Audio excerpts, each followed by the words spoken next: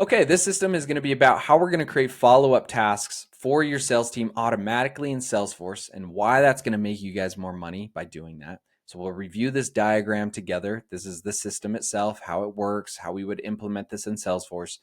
And then number two, we'll talk about how to customize it to fit your business specifically, if you need it simpler or more complex, depending on the size of your business.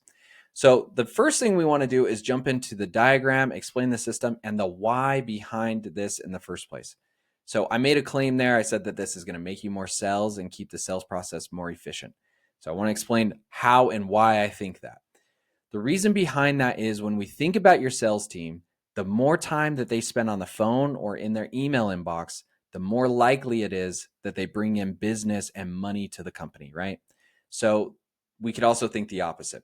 If we have a bunch of stuff for them to do that's like admin type tasks inside of Salesforce, it's less likely that they bring in more business and more money to the company, right? So we want to make sure that whatever it is that you have that person doing, in this case, it's sales. The more sales stuff that they can do, the better it is for the business. So what we want to do on the Salesforce side of things is we want to have all of the stuff that they would have to interact with be as frictionless as possible. So follow-up tasks would be a really good thing, and we would love for the sales reps to do this every time. Even better if we could just automate this for them so that when they get a brand new lead assigned to them, they know exactly what to do and how to follow up with that person so that they have the highest chance of closing the deal. And that's what this will do for them. So when a new lead comes in, we're going to look at something called a UTM source. And if you don't know what a UTM source is, it's a marketing term. It just basically tracks where the lead came from. There's a way to do that on the marketing side of things. If you don't have that done, get it turned on now. It's likely that you have it turned on though. Your marketing team should be tracking these things. And what it will tell you is, again, where that thing came from. So when a lead comes in, did it come from, our paid social media? Did it come from a newsletter? Did it come from a conference, a webinar, a free trial we were running? Where did this thing come from? And the reason we want to know that is so that we can understand how interested or how aware this person is of our service or product. So top of funnel stands for tofu, middle of funnel is mofu, and then bofu is bottom of funnel. Those are more marketing terms. Top of funnel just means it's somebody that's barely interacting with your company. Maybe they saw an advertisement, a billboard, a paid ad for the first time. They don't really know much about what you do. They heard about your product or service. They got interested and now they're contacting you.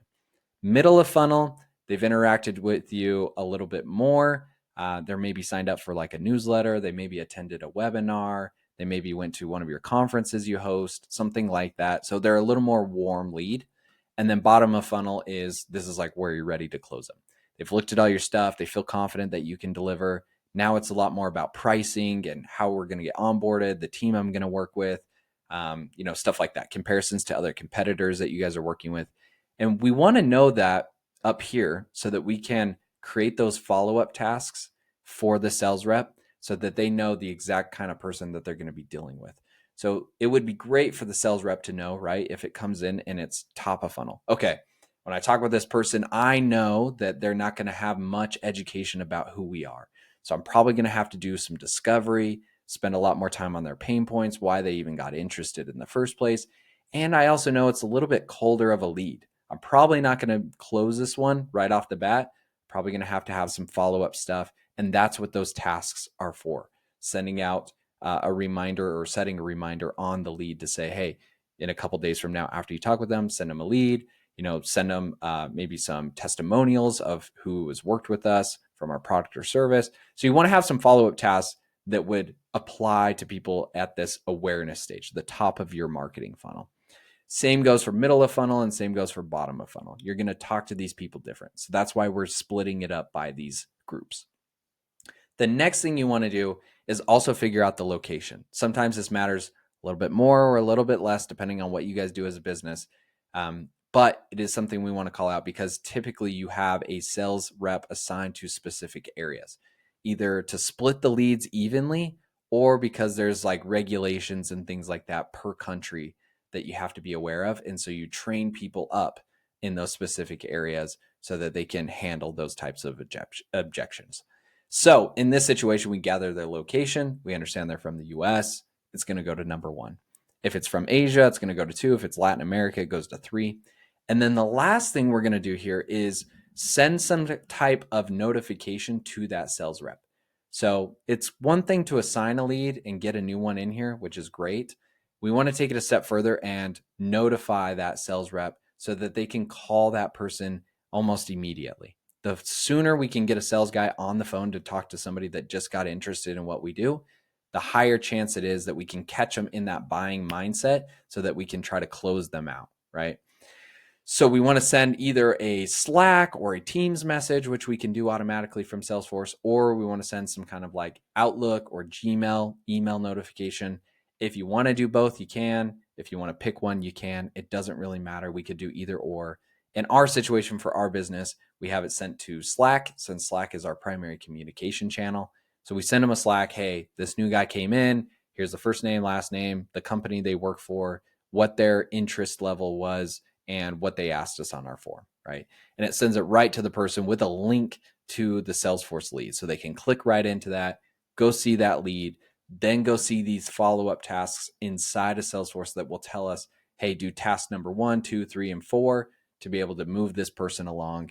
And this is where they're coming from. This is how aware of our product they're going to be or service they're going to be. So really cool system that makes it easy. So not only are they getting notified they get a lead and they're prompted to call them immediately, they also have all these tasks that they can look at to also get a gauge on how interested and what their talk track needs to be when they speak to these people. This system right here that you see is great for a small and big business as far as a foundation goes. So if you're a little bit on the smaller side, I would definitely start here. If you are on the bigger side, some things I would add to this that we've talked about in other videos individually would be things like your lead scores, maybe some delays in here as well. So lead score is something I would also add to your leads at the bottom.